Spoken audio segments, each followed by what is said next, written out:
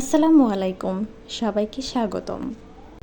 একের ভিতরে দুই, ঠিক এরকমই একটা রেসিপি আজকে শেয়ার করব। এটি হলো পুডিং কেক। একই সাথে পুডিং আর কেকের স্বাদ জাস্ট অসাধারণ লাগে। আর এটি দেখতে এত সুন্দর যে তাকিয়ে থাকলেই মন ভরে যায়। বাচ্চাদের খুশি করতে অবশ্যই এই রেসিপিটা ট্রাই করবেন। প্রথমে আমি ক্যারামেলটা তৈরি করে নিচ্ছি। আজকে আমি সসপ্যানেই কেকটা বসাবো, তাই আমি সসপ্যানটাই ব্যবহার করছি ক্যারামেলটা বানানোর জন্য। এরপর আমি পুডিংয়ের মিশ্রণটা তৈরি করে নিচ্ছি। এর জন্য লাগছে একটা ডিম। ডিমটা ভালো করে একটু ফেটিয়ে নিচ্ছি।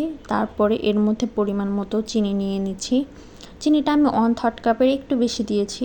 তারপর চিনিটা ভালো করে মিক্স করে সাথে দুধটা দিয়ে দিলাম।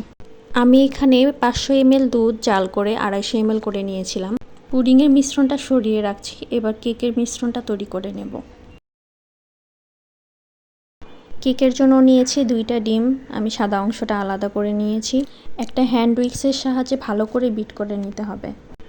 আপনার কাছে ইলেকট্রিক বিটার থাকলে আপনি সেটাই ব্যবহার করতে পারেন, এক্ষেত্রে সময়টা কম লাগবে।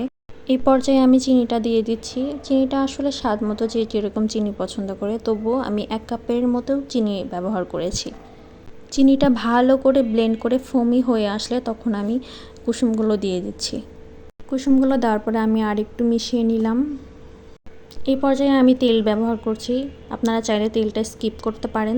স্পঞ্জ কেকে তেলটা না ব্যবহার করলেও চলে, কিন্তু আমার কাছে মনে হয় তেলটা সামান্য একটু তেল দিলে আরও সফট হয়, তো আমার বাবু ভালোভাবে খেতে পারবে, ওই জন্য আমি তেলটা ব্যবহার করেছি। আপনারা চাইলে এটা স্কিপ করতে পারেন।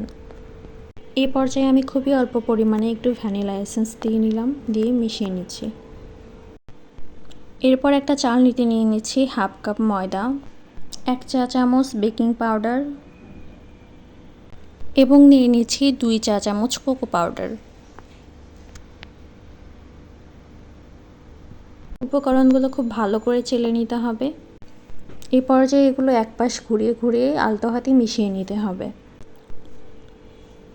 ক্যারামেলটা খুব সুন্দর সেট হয়ে গিয়েছে। এবার পুডিংয়ের মিশ্রণটা ঢেলে নিচ্ছি। এটি খুব ভালো করে ছাঁকনি দিয়ে ছেঁকে নিতে হবে, যেন কোনো দানাদার কোনো কিছু না থাকে। এরপর আমি কেকের মিশ্রণটা ঢেলে নিচ্ছি। আগে থেকে আমি চুলায় পানি গরম হতে দিয়েছিলাম এবং তার মধ্যে সসপ্যানটা বসিয়ে দিলাম। 20 মিনিট রাখার পরে এ পর্যায়ে আমার কেকটা হয়ে গিয়েছে। ঠান্ডা করে সেট করে নিয়ে এখন আমি সার্ভ করে নিচ্ছি। দেখুন কি লোভনীয়, কত সুন্দর হয়েছে এবং খুবই সফট। আমি কেটে দেখিয়ে দিচ্ছি। এটি দেখতে যেমন লোভনীয় লাগছে, সেরকম খেতেও অনেক মজা হয়েছিল। আপনারা একবার হলেও এটা ট্রাই করে দেখবেন। আল্লাহ হাফেজ।